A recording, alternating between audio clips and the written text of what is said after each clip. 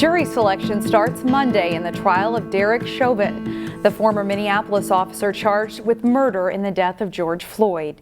People in local cities, including Brooklyn Park, are concerned what could happen during and after the proceedings. Those concerns were expressed Wednesday as Brooklyn Park community leaders hosted a virtual meeting. Reporter Sonia Goins has more. On Wednesday, a Brooklyn Park youth group and community leaders met with top law enforcement officials from across the state to talk about the upcoming Chauvin trial. Now, residents expressed their fears and concerns, while state officials laid out their plans to keep everyone safe. Welcome to the Cities United Cohort Project. The Zoom meeting was hosted by the Cities United Cohort Project, which is based in Brooklyn Park. The group serves young males with the goal of helping them deal with life challenges.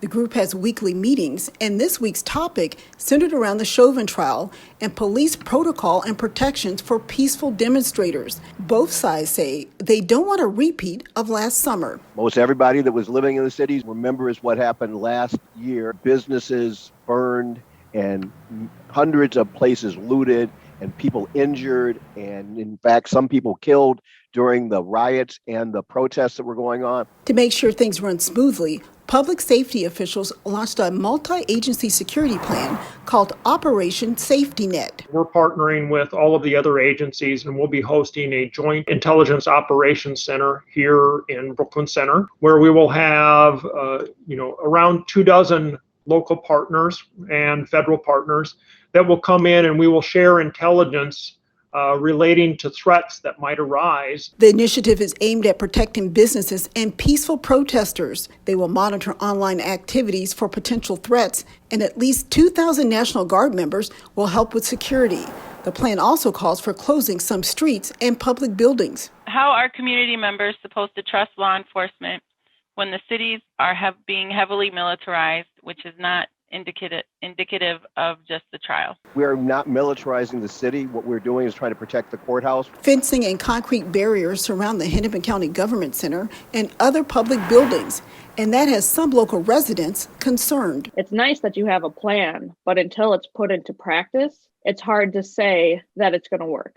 Law enforcement officials say they are committed to protecting everyone's right to peacefully protest while not crossing the line when it comes to policing. In Brooklyn Park, Sonia Goins, CCX News. The Department of Public Safety, the FBI, Minnesota National Guard, and the State Patrol all participated in the discussion. In other news, a judge this week sentenced a Robbinsdale man for intentionally running over and killing his girlfriend with her vehicle. Jordan Jefferson was sentenced to 30 years in prison. A jury had convicted Jefferson of second-degree murder and 2 counts of felony domestic assault.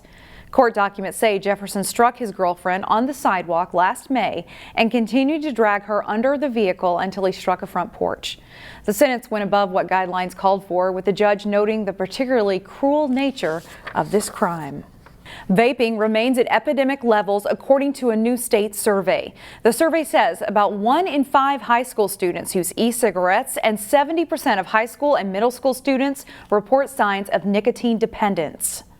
When youth vape, the amount of nicotine that's coming into that vape is really high compared to cigarettes. Often one vape pod or e-pod of liquid can have an entire pack of cigarettes, and kids can just kind of be sucking on that throughout the day, and they don't realize how much nicotine they're consuming. While vaping remains a challenge, overall tobacco use is at a historic low. As of last year, cigarettes and cigar use was at 3%. We've had strong clean indoor air laws, keeping the price of tobacco high, reducing access to tobacco products, a lot of hard-hitting media, and we have effective treatment options that all work to reduce tobacco use. The state health department offers a program for kids who want to quit tobacco use. It's a destructive tree insect that spreads quickly. The emerald ash borer continues to wreak havoc on ash trees. Now new hotspots have emerged that has forced the city of Plymouth to take action. Delane Cleveland has more. Tree removal crews have been a common sight in the southeast corner of Plymouth over the last 2 weeks. But the homeowners in this area didn't hire these contractors for the purpose of beautifying their yards. Instead, it's more like damage control. I think there's 16 trees on this side and there's 47, I think, over here.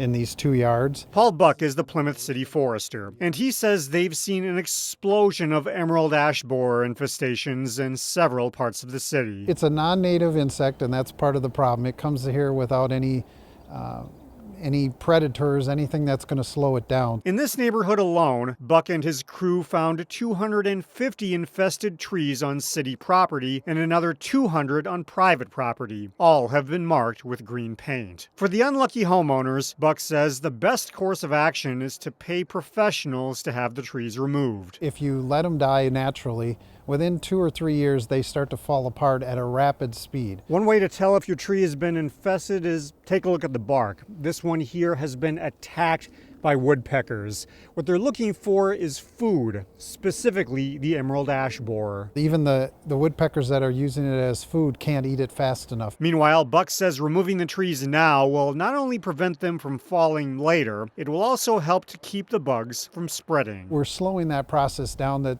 maybe the next neighborhood over doesn't have this huge explosion again. In Plymouth, Delane Cleveland, CCX News.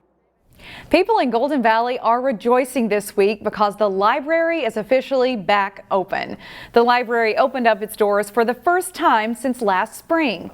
The county voted to use money from Target Field sales tax revenue to reopen 8 libraries this year. In Golden Valley, patrons are asked to keep their visits short, wear masks, and social distance. There is also limited capacity, so there could be a line outside. The Golden Valley Library is open 5 days a week, so check the times before you go.